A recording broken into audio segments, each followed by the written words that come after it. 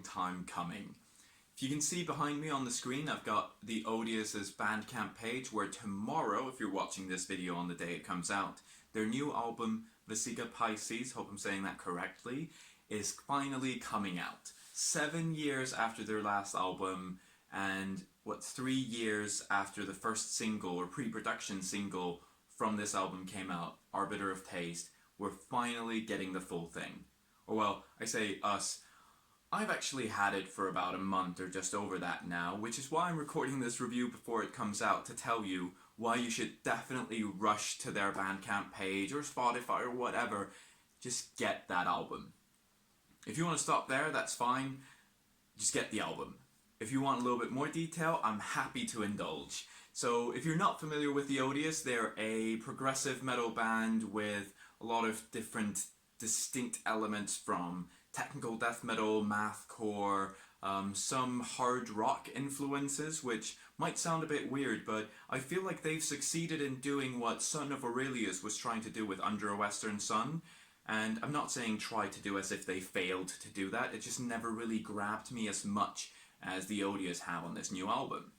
And if you listen to tracks like Glowjaw, which, although it's not one of my favourites on the album, it's such a solid slab of like prog metal meets hard rock, with some great vocals, some almost bluesy feel to it at times. Great track, but if I had to pick a couple of favourites to highlight, I'd say definitely the two singles that were released officially, so Repugnant and Mono no Aware.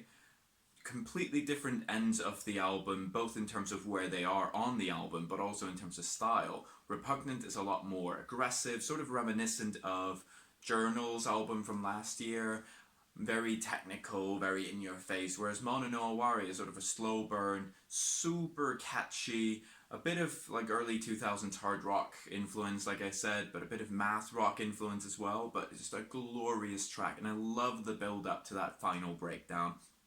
Even though admittedly, for the first couple listens, I found that slight pause before that final breakdown a bit jarring.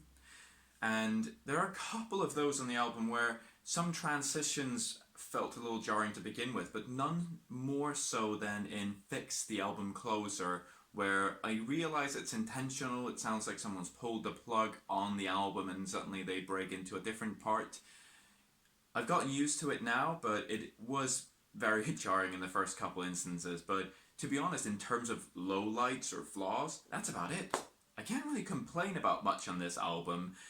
It just flows beautifully from song to song, and while they're not a genre hopping band like you'd expect from, you know, sort of Mr. Bungle or even Between the Buried and Me at times, they meld genres together really well. You really feel the flow of the album going through. So while I said Mr. Bungle, I guess it's more akin to Mr. Bungle in the California era than the self-titled one in terms of their usage of genres and usage of different stylistic choices.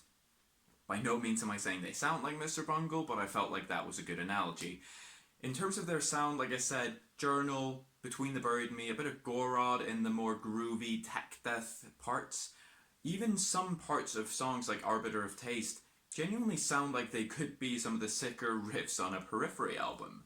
And don't let that fool you or push you away though, it's not a genty album or anything like that. It's very much a soulful prog metal album with some really good lyrics surrounding things like addiction and that sort of thing, which really hits home if you have close relationships with people who are part of that world. And coupling that with some really good, well-written prog metal without, nothing goes too noodly. There are no, 15-minute tracks here. Not that that would be a problem for me personally, but I know that some people aren't into that.